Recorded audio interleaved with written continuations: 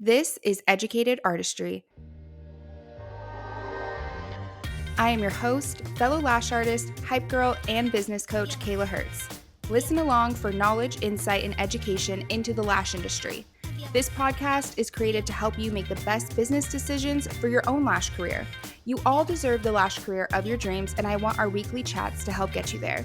Get ready for a lot of transparency and some real talk.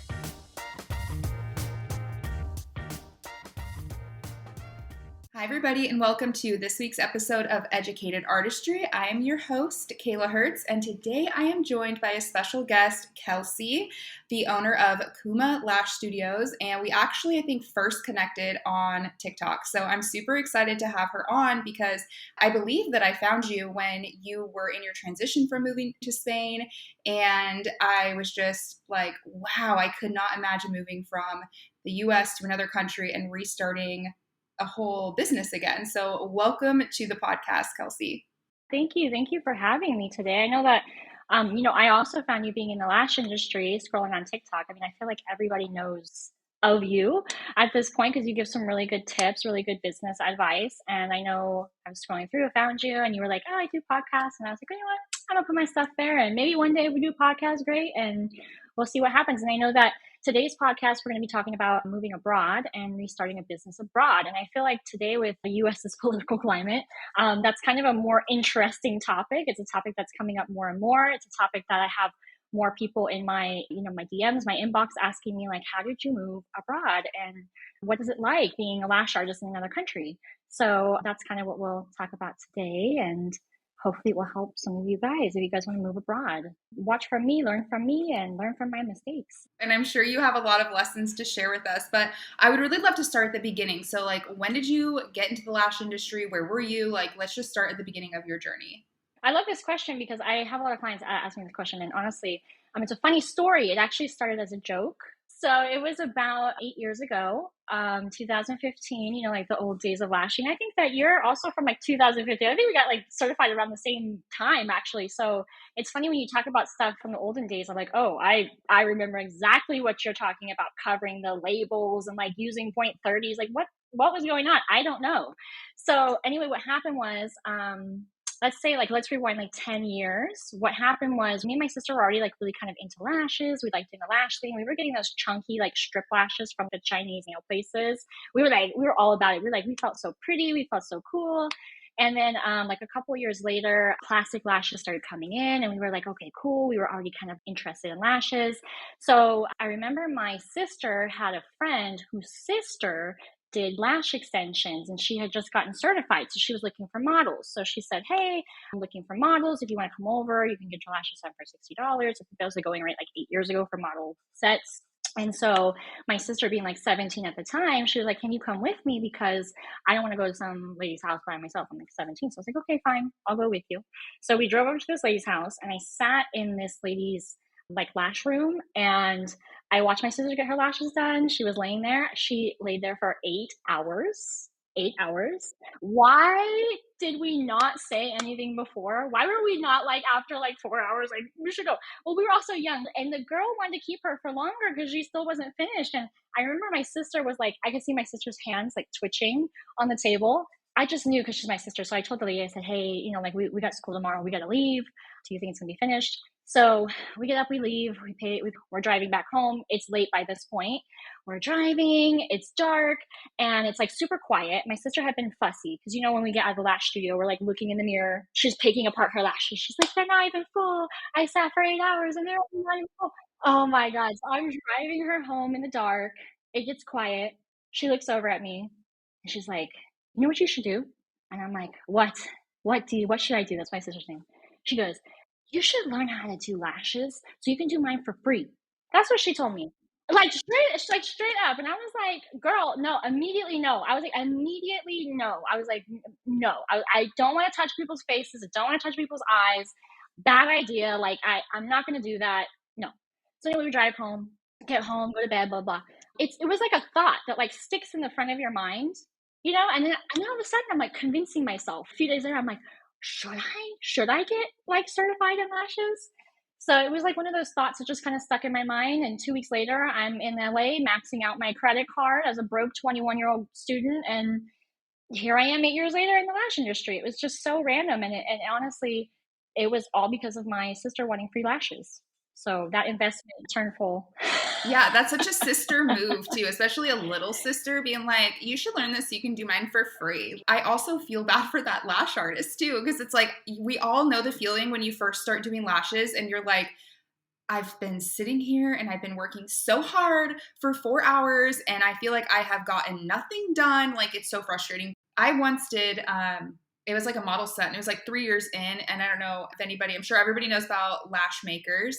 And I took her course and the model day was all day. The second day, you like started pretty much first thing in the morning and you'd work on your model for 3 hours and then you take a lunch break with your model and everybody. And then you like finish your set for another 3 or 4 hours. Like it was the longest set I've ever done in my life, but it was nice to have the break. My lash course was one of those one day like recu courses. I went at like 9 a.m., did 4 hours of theory. We had like a 30-minute lunch break, and then the models came in, and we had 4 hours to do the lashes. At that point, I had never touched a tweezer in my life. At that point, I just remember sitting there in the studio, just, I don't know what I'm doing. Like, the lady next to me was shaking. Her hands were shaking. I felt so bad for her. She was an older lady. And I remember she took 30 minutes to pick up one lash off the thing. Like, as I kept looking over and I was like, is she okay? And she was like shaking and she kept dropping it. And I was like, oh. No, I feel it. I feel like so, like for anybody starting in the industry, I'm like, I feel like artists have it a lot easier now because there is a lot better education that's readily available for you, especially for free. So, but man, it was rough back then. So what was like kind of the beginning steps of your business before you moved? Like, where'd you start? Did you like start as an employee or did you just open up a studio? So what I did was I set up my lash room in my mom's house at the time. It was obviously my mom's house. So we did the living room, lash room. And I started working out of there. The neighbors started getting hold of what I was doing. I put a Groupon up. I do have a podcast on Groupon with the Microblading Academy. If you guys want to listen to that, it talks about Groupon and why it might be good for your business and why it might not be. So that was the thing to do at the time 8 years ago, was the Groupon, the Yelp, the Google, all that stuff.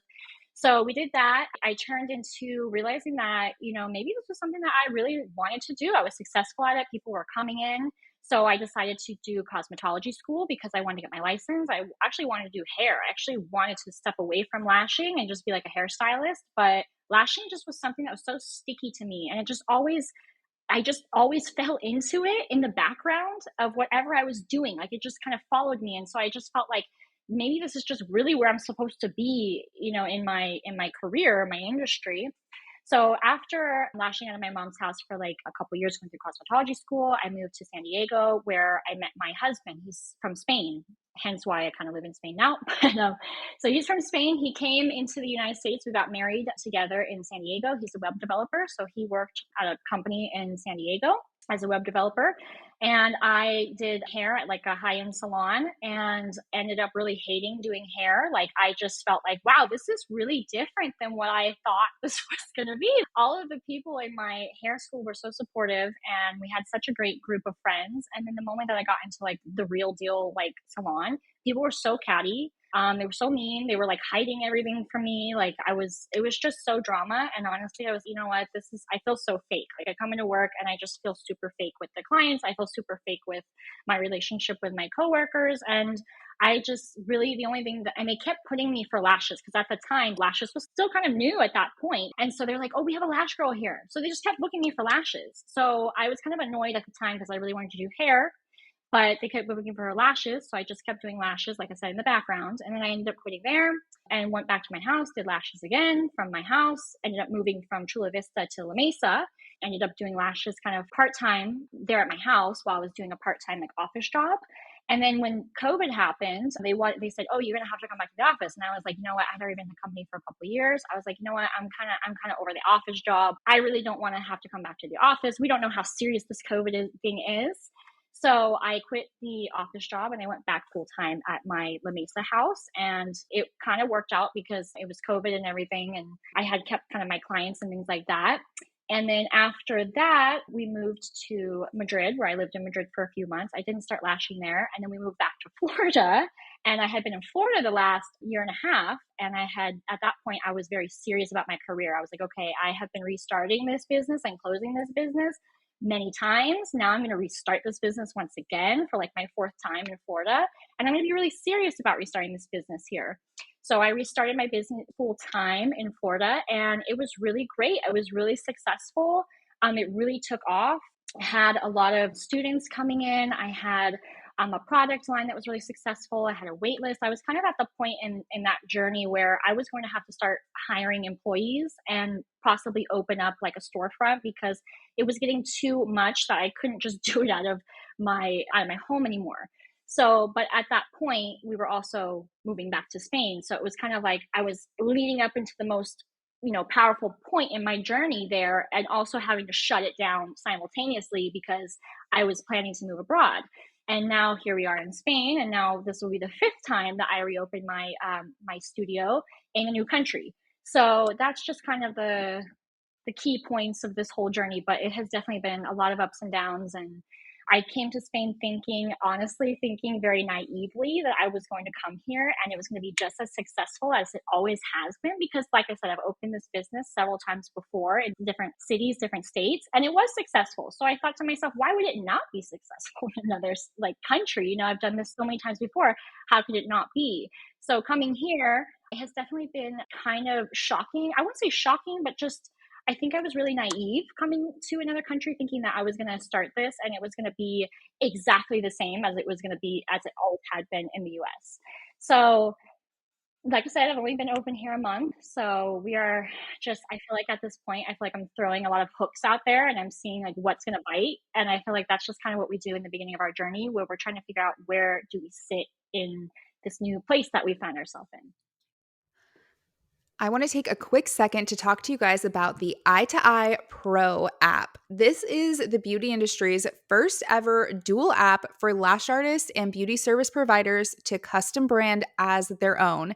You can manage your clients, service forms, contracts, booking, sales, video and text messages, and more. An optional free app for your clients is available to communicate directly with yours. Eye to Eye Pro can be downloaded in Apple and Google Play. And if you guys listened to the last episode, episode 87 with Crystal, we really dive into the creation of the Eye to Eye Pro app and all the features that it comes with, all the features that are coming. And I have even downloaded it myself, started customizing it, and I really want to use the feature to be able to give my clients this VIP experience by being able to download their app that's going to be branded as mine, and that way that they can communicate with me. All of their forms are there, all of their photos are in their nice little app, and all they have to do is to press and open that app. They can book appointments, shop sales, anything like that. And Crystal has a really great offer for us, for listeners. You can use code EducatedArtistry22. You can use code EducatedArtistry22 to receive instant access to all the PDF forms that are usually only available 30 days after sign up. And the great thing about this app too is that no matter what, whether you use the code or not, you automatically get a free 30 days to this app to try it out, customize it, see how you like it. But make sure you plug in that code EducatedArtistry22 so you can get instant access to all of the free PDF forms that you are going to love. You can download the app at the Apple Store or Google Play. Yeah, so you were taking clients, you had the product line, and you were training in Florida? Yes, all of it. Okay, cool. Yeah. So what was like kind of the process? Because I know you've like just officially kind of gotten started with, opening up your business this last month, but what was the process of even like moving to another country and opening a business when it came to like the requirements or certifications or licensing? Like what is all that like from the US to Spain? Right. Yeah, I get a lot of questions about this actually. People always want to know, what is the requirement? Like, how can I come there and change my US cosmetology or esthetician's license over? Okay, guys, this is going to really shock you. Like, it shocked me a little bit. Okay. You do not need a license to do hair or nails or lashes or anything like that. You don't need a certificate either here in Spain. And weirdly enough, you don't need a license to sell houses here. Like, if this is an off note, but like when I bought my house, the realtor did not, you don't need a license. Like, I could sell a house. I'm a realtor in Spain, actually. I mean, everybody's a realtor in Spain. So with that in mind, not having to be licensed or certified in that aspect, it can be a little bit sketchy when you are trying to, it's very weird because you're trying to educate people that really have no knowledge of what's going on. Like, obviously, I don't want to say that everybody in Spain's horrible. Like, no one knows how to do lashes, because I think that there are people that do have knowledge and they are very good in what they do. But the majority of people that I see, we do have a lot of lashes that are not isolated. I am seeing like a lot of 0.10s, 0.15s, 2 to 3 of those on top to like make a fan.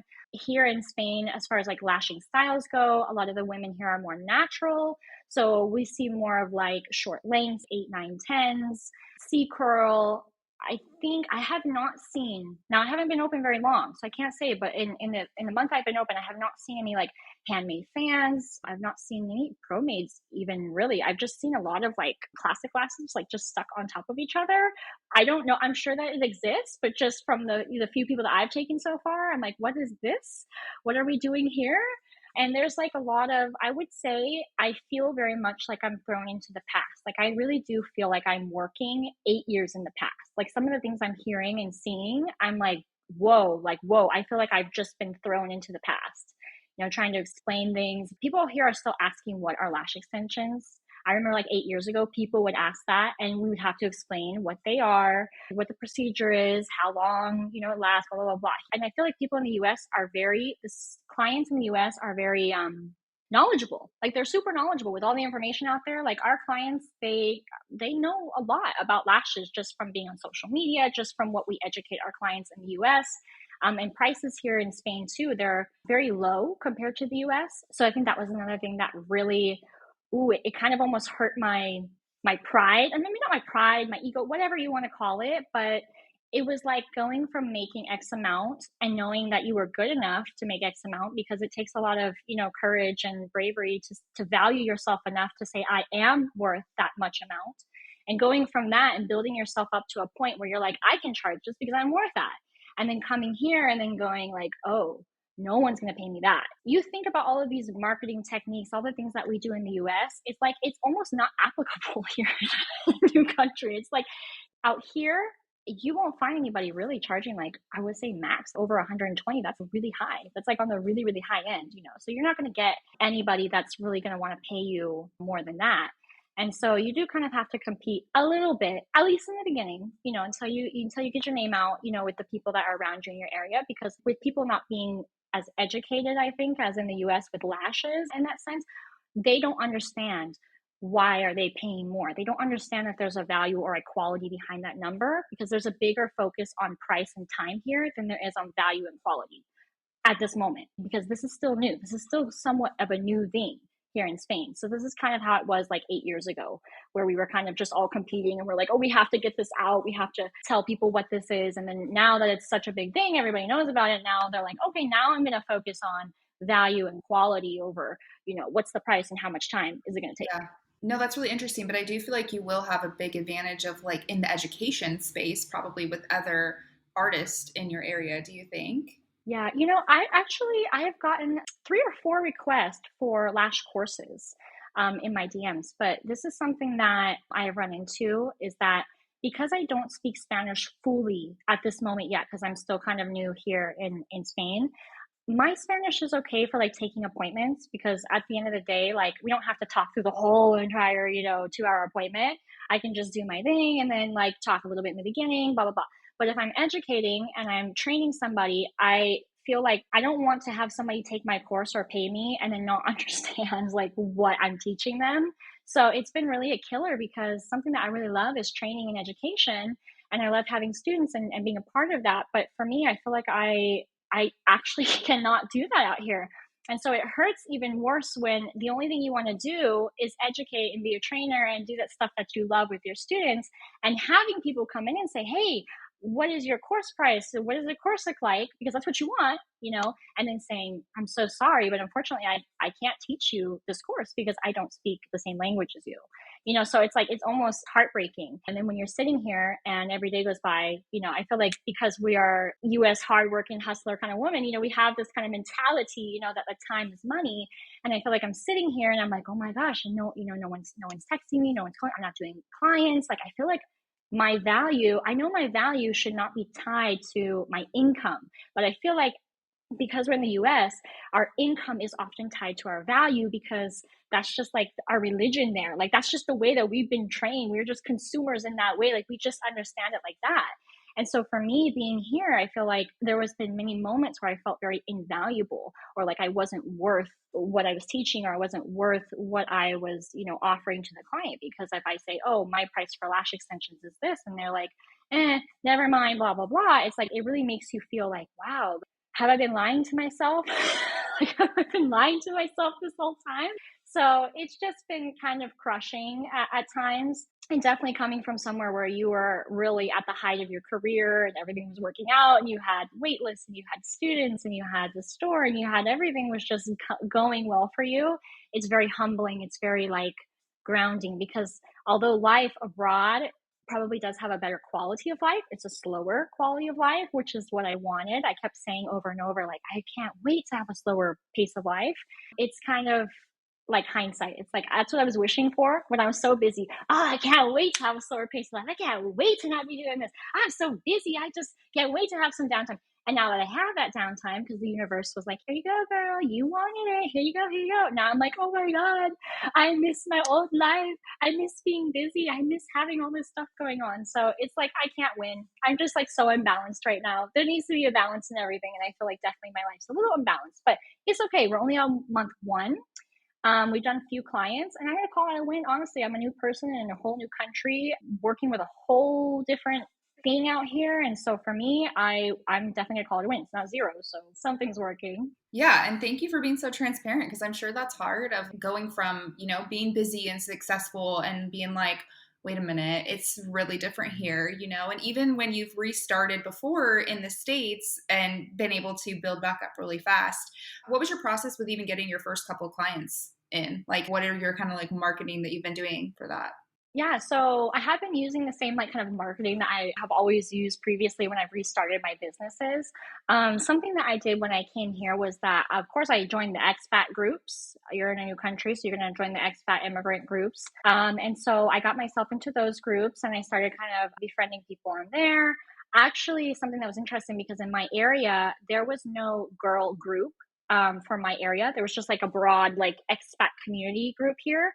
So what I did was I started a separate group with me as the admin, doing a girl group. So I added a bunch of people from the neighborhood group into this girl group.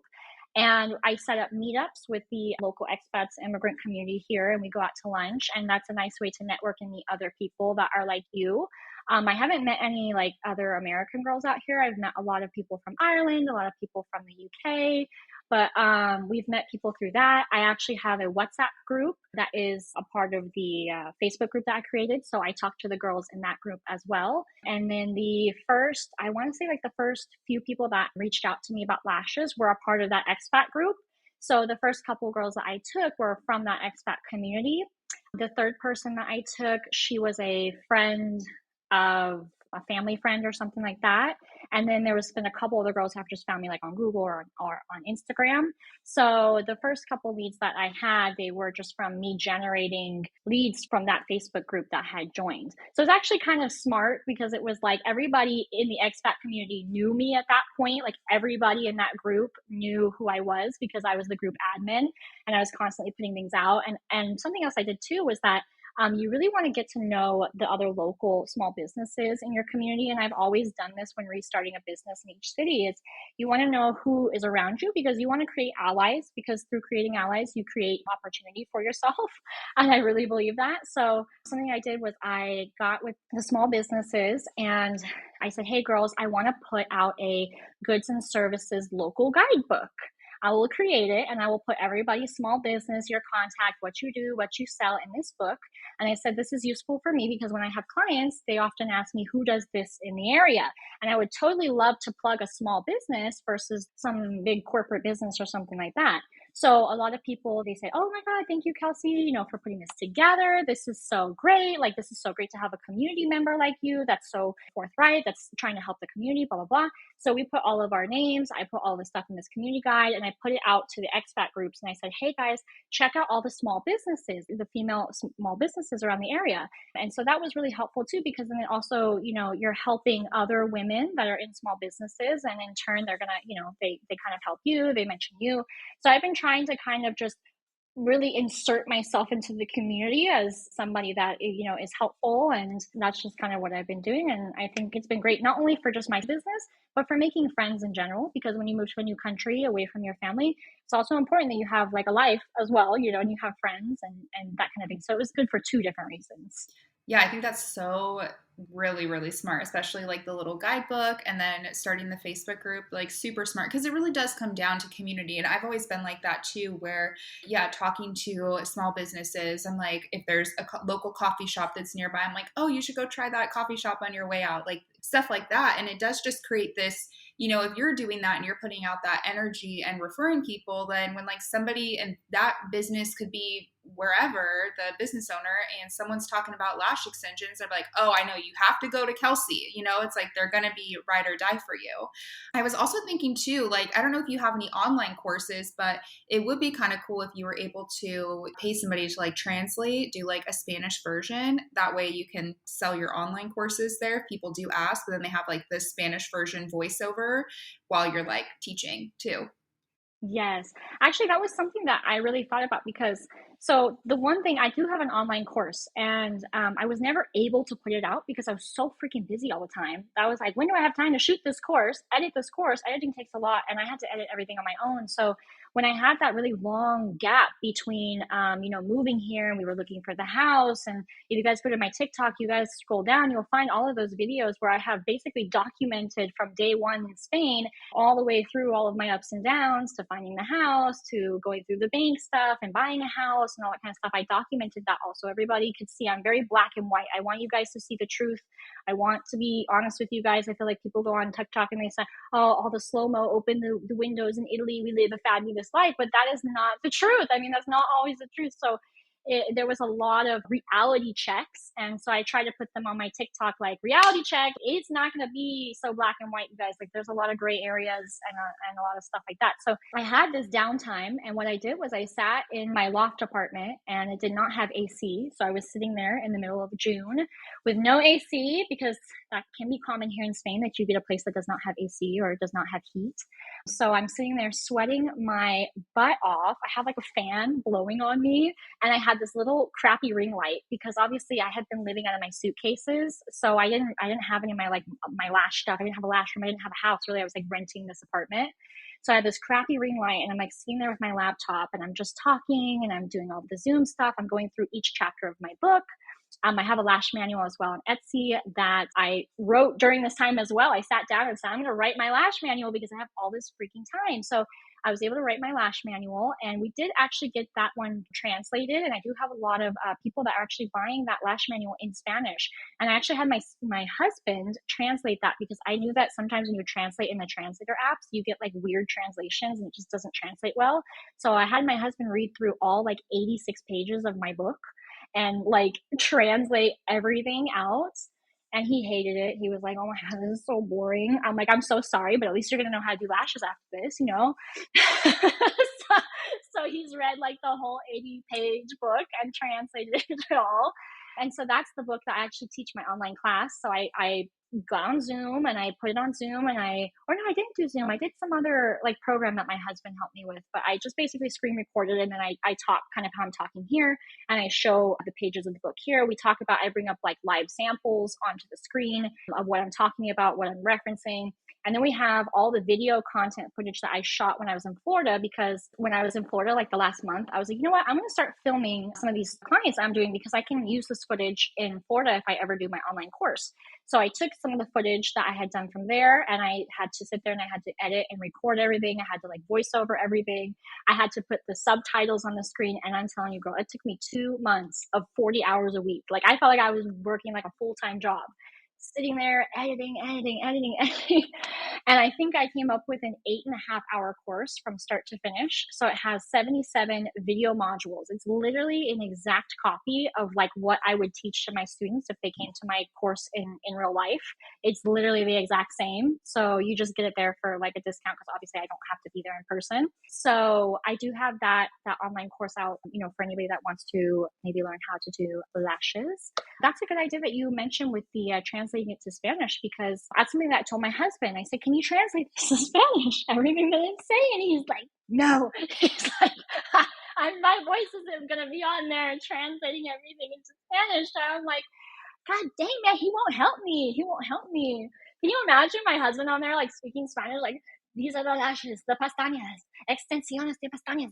Can you imagine? Like, oh, what? I feel like it'd just be so funny. Just like, obviously, I know we got lots of male lash artists coming to the industry, but I just think it'd be kind of fun. Like, it'd be unexpected. I think if you could find somebody that's bilingual, that way you can be like, okay, I want to make sure that this translates correctly as well, and like have them just do the voiceover, pretty much just whatever your voiceovers were. I wonder if you could even add just like, do like the Spanish subtitles as well, too. Did you have any unexpected setbacks? Many. And I don't just talk about just in the lash industry, but just in moving to Spain. One of the first setbacks we had was the Apostle of the Hag. I did not realize that I was supposed to get Apostle of the Hag on like one of our papers or something. And in order to get that, it had to be sent to like a US address. It was something for, I think, our marriage license or something, to like register our marriage here. And my husband's really good with paperwork. Thank God he's here, because he's literally done all the residency paperwork. I haven't really touched anything here. I've just like heard of everything like in the background. But when we got here, he sent away our marriage paperwork to be like registered so that I could start getting my residency done here. And he was under the assumption that it was going to take 3 months or something, but it actually takes like 1 year to process that. So like after 3 months, he like called and he's like, hey, can I get a status update? And they're like, yeah, it takes like 1 to 2 years to get that done. You need to go through a different route, So that was another setback, because then we got set back like 3 months from me not being able to work or have my residency card, which was important to buy a house. And then we came in, we needed a car because we sold our car, obviously. So we came here, we bought a car. And the problem was that at the time, well, I think still, they have a shortage with that chip in the car. So there was like no cars available, or like the cars that were available were like super, super expensive. So we were like super discouraged, because we're like, really? So we ended up buying a car through one of my father-in-law's like companies that he knows. So we got a car through there, which was a good deal, a brand new car. We were very happy about it. And then we were like, I stayed with my father-in-law for 3 months. I told my husband, I'm going psycho here. I said, I'm going freaking psycho. Like, can you imagine? I went from like working all the time to being busy all the time to just being like dead quiet, just nothing, just dead, zero, nothing. So I told my husband, I was literally melting down. I was like, we need to get out of my father-in-law's house. I can't stay here another day. I won't stay here another day. And so we were looking for an apartment, but all the apartments were like super expensive. Like you would think coming to Spain, it's going to be cheap, but it was like super expensive on an Airbnb. And then we tried to look for like a long-term rental, but they didn't want us because we had dogs. So then we finally found like a long-term rental with like another family friend, thankfully. Then we moved in there, and the place was kind of like, it didn't have a dishwasher, didn't have a dryer, they didn't have AC. So I was like, oh my God, what have I done? Like, oh my God, what have I done here? Because by this point, it's like I've been 5 months in, and we're just sitting there like I'm just staring at the wall, like going crazy. And I still can't start my business because obviously I need a place that I'm settled to be able to build clientele and start a business. So I'm just sitting there like day in, day out. And then we wanted to move to Malaga, which was a certain part of Spain, but we went down there and everything was super expensive. And we were like, we don't have 600,000 euros to spend on a house. So that was another knockdown. And then we ended up coming to Valencia because it was a little bit cheaper and it was closer to Madrid, which is where my husband's family lives. But yeah, I mean, I've put all of those little like ups and downs on my TikTok. I'm sure there's more of them that I've forgotten, that I've just like been traumatized and like I'm not thinking about. But just lots of knockdowns, lots of doubts, lots of have I made the wrong decision? Lots of crying, I would say, definitely being discouraged, missing home in essence, thinking before I closed my business, like I know you had a question on there about like emotionally, like where was I? I had been pretty much closing my business down emotionally like 3 or 4 months prior to me actually closing it because I knew that I was going to move abroad. So I was emotionally starting to detach from my business because I knew I was going to have to close it.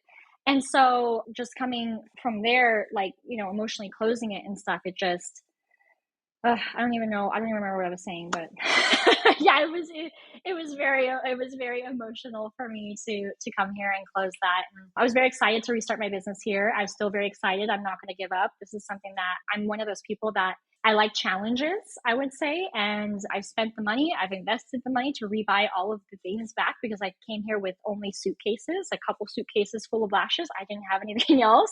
So I had to reinvest all my money and rebuy everything again here. And so, yes or yes, this is going to be what I'm doing, and this is how it's going to work. Yeah, no, I love that. So did you have like while you were like moving and you weren't able to work yet, did you have like any of your courses and stuff where did you have any like that income coming in, or did you save knowing that you weren't going to work for a little bit? Yeah, I did save. I saved a lot of money. And actually funny because when people would come in and we would kind of like talk about money every now and then, or like my students would ask about money and stuff, I said, girls, I don't have any money. Like I'm broke. Like I'm hella broke. Like I have money. Like I had money because we had a lot of money coming in and stuff like that. But in my mind, it was already spent money. I didn't really technically have that money because I knew I was going to have to put it into this move and put it into the house that I bought here in Valencia. So I knew that I was basically money already spent. So I was basically working in the mentality that I was broke. so, so every time I get a client, I would put the money away and I would be like, okay, like I'm broke. I have to make more money. I have to make more money. But it does burn you out. I mean, it definitely does burn you out. I was running, I think, 1,000 miles per hour because I knew that that's how fast I had to run if I was going to try to make this successful. Because I knew I only had a year and a half.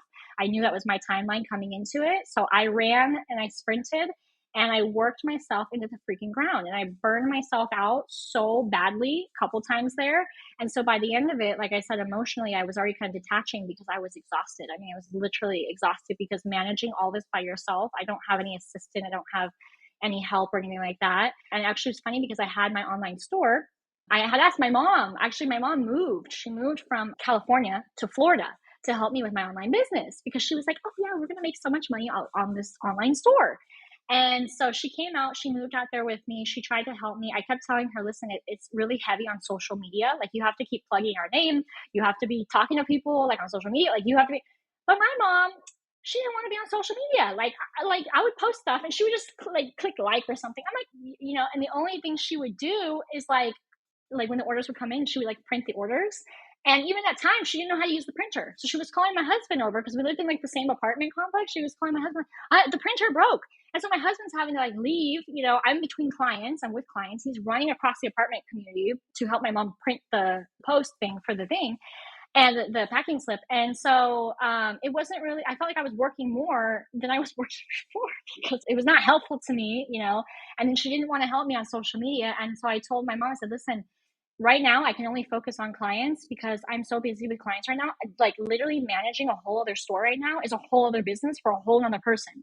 I'm like, you're supposed to help me with this right now. I can't be managing the store, managing their clients, and then also managing my students all at the same time. I was like, it's exhausting. Like I have to kind of just do as much as I can. And so we broke even on the store, which was great because, it wasn't a loss because my mom put money forth to help me buy supplies. I put money, so we kind of split it.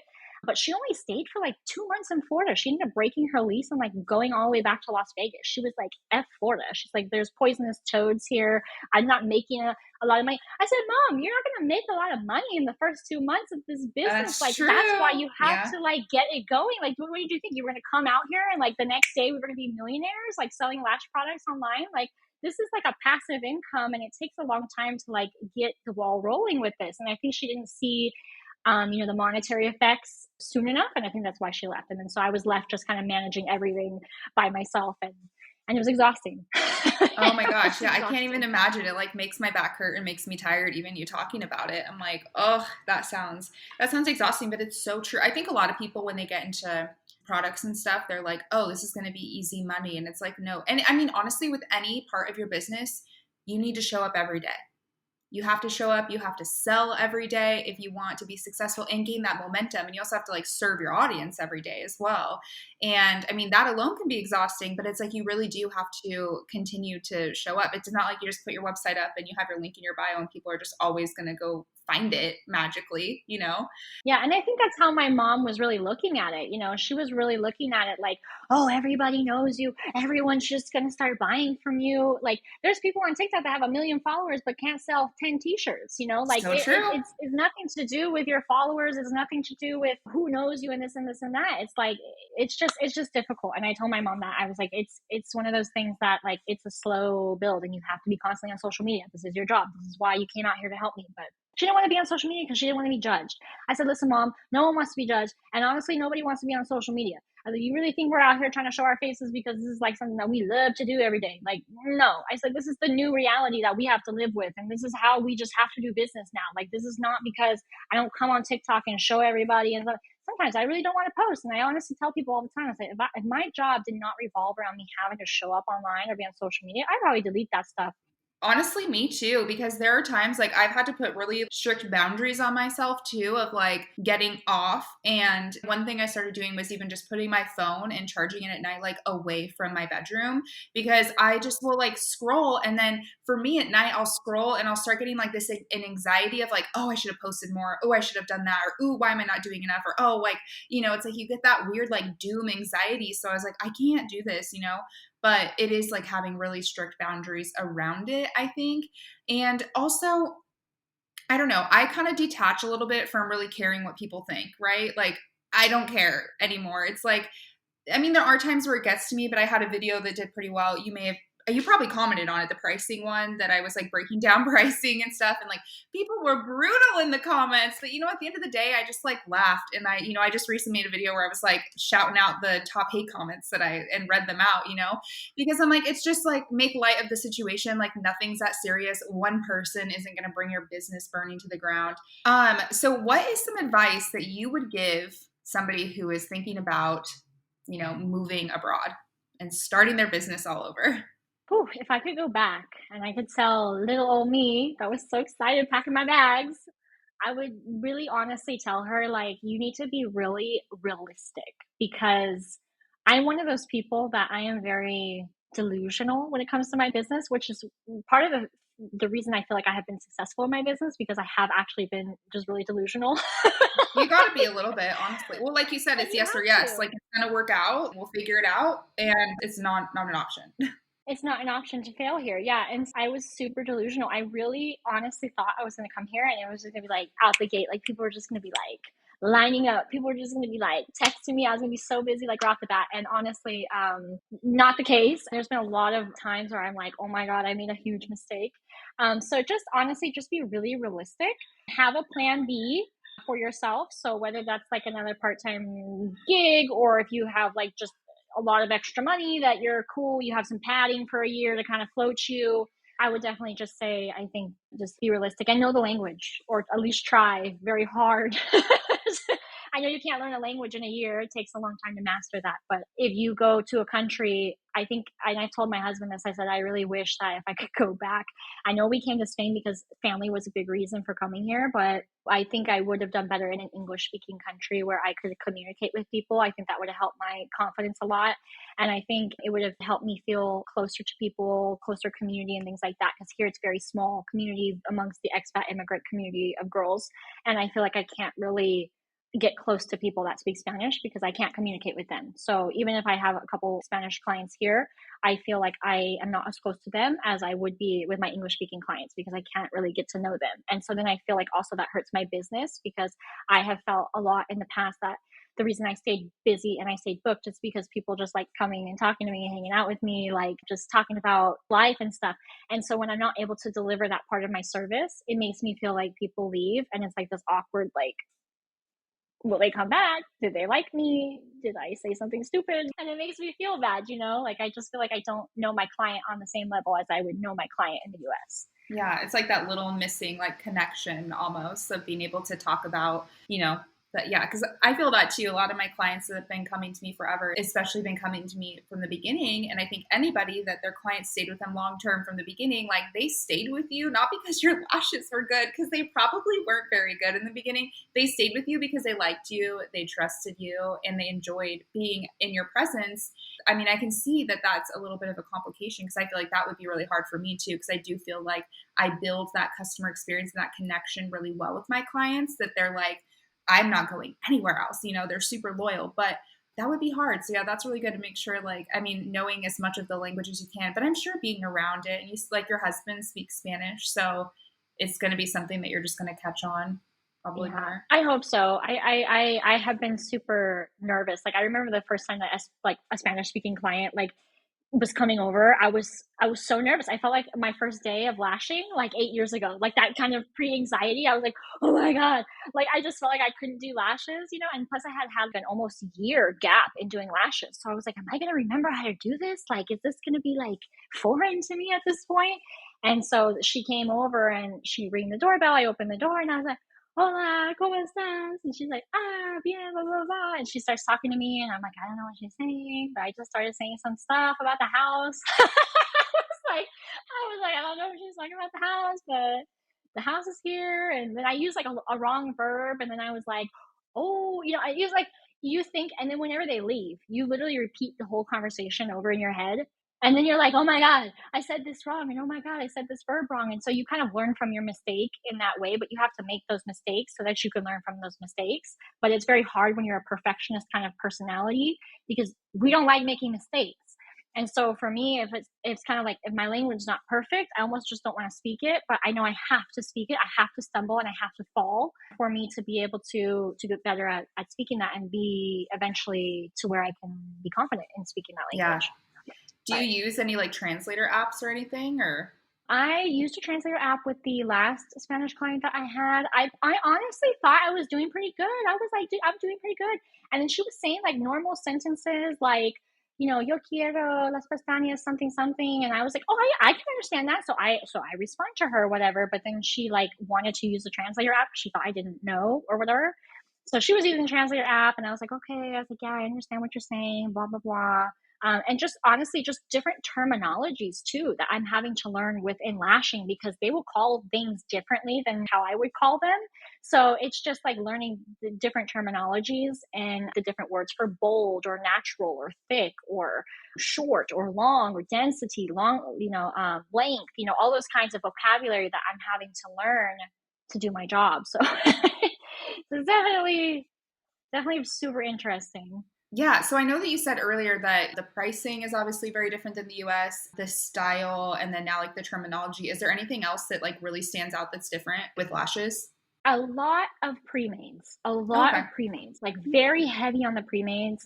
And I had watched a video before where they were actually at a lash conference. I don't know if you saw it on TikTok, but they were in a lash conference and they were saying that pre-mades were going to be like the way of the future because apparently Australia really uses pre-mades and they're very big in Asia, and over here in Europe, they're very big here in Europe as well. And most of the people in the US, I would say like maybe 70% or so hand make their fans.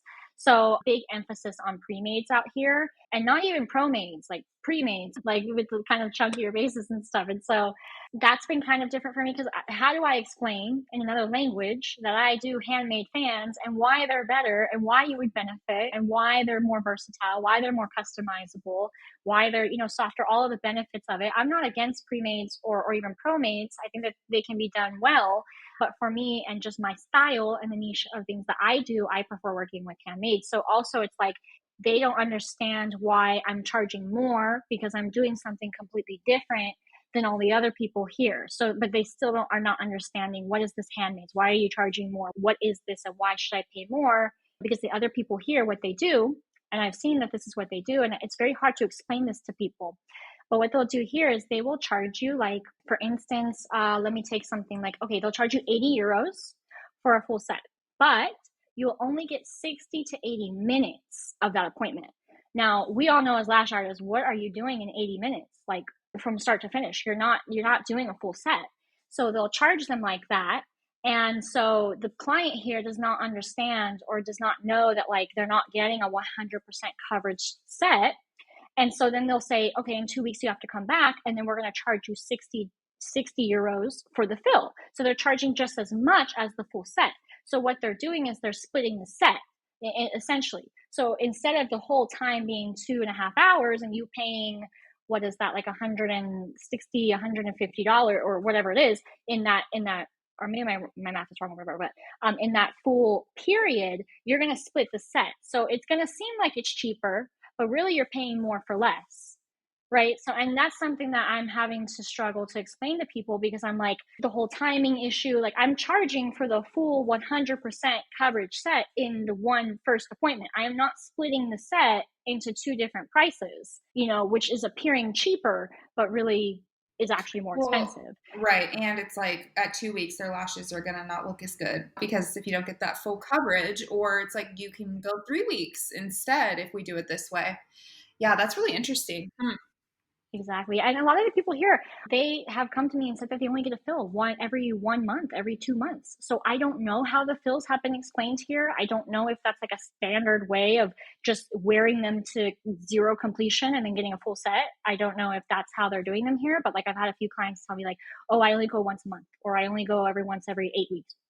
I'm like, okay. So then it's like, I'm trying to explain to them. And the thing is like, let's be honest, when you stick a lot of lashes together, they last longer because they're all clumped together. So, so it's like, how am I going to explain? Like, yeah, mine are going to last, less, but they're going to be more full and more healthier than if I just clump everything on your freaking lash line, and then they're going to last 4 weeks because everything's just stuck together and they can't come out. So it's just one of those things where I'm having to really educate, I guess, and really just figure out like, how is this working out here? It really does. It really is bringing me back in time. Like what you said in the beginning of this episode, it does seem like that, where it's like really educating clients. Because I think even now, like in the US, clients understand what a fill is, why 50% coverage and what 100% coverage is. They're getting more knowledgeable because people are educating their clients about that, and they understand why they need to come back at certain times and why they need fills. So that would be interesting, because I think in Russia, they only do full sets too. It's like you get a full set, you wear them out, 6-7 weeks, and then you come in. If you have any left, you get them removed and you get a full set again. So I wonder if it is something like that, which, I mean, that's fine too, but then it's like, then it's a larger price for getting a full set. Exactly. And I know that there's a lot of girls here from Russia. And it's funny that you mentioned that, because here in Spain, all of the people here, they really know Russian girls as like the lash girls out here. So everybody, you'll see posts in the expat, or you'll see posts in like Valencia Lash group, or sorry, Valencia, Spain group. And you'll see posts on there where people will be like, oh, I want to get my lashes done, but somebody recommend me a Russian girl or something like that. So out here, Russians really are taking over the lashing here. Like Russians are just like really known as like the lash girls out here. So that's something interesting too, because obviously I'm just this American lash artist. Yeah, which that's funny, because I feel like Russian lash artists, like anybody that I follow, like their work is so perfect. And maybe it's like they do like the 0.07, like, narrow fans, and everything's like super like on point. So that's interesting though too, if it's a little clumpy. And then it's so interesting, like with all the different cultures that there are, and like how it is so different in different countries too. What are the next steps with your business? Like, what are you working on currently? Obviously, you're still like building your clientele, but I did see that you are reordering products, right? So is your plan to reopen your online store? So for me, before I came to Spain, I was really thinking about what is my plan for lashes in the future. Because I think some of us that have been in the industry a little bit longer, we're starting to think like, okay, is there an expiration date for us? Like, are we going to be 50-year-old lash artists behind the chair? Nothing's wrong with 50-year-old lash artists behind the chair, but obviously we know that this is very taxing on our eyes and our hands and our body. And how long can we really sustain this? So something that I've really thought about before moving is, what really do I really want my business to be in like 5-10 years? What is really the end goal for me here? And so before moving here, I had to sit down and really think about it. And I would really like to see myself more on the online platform.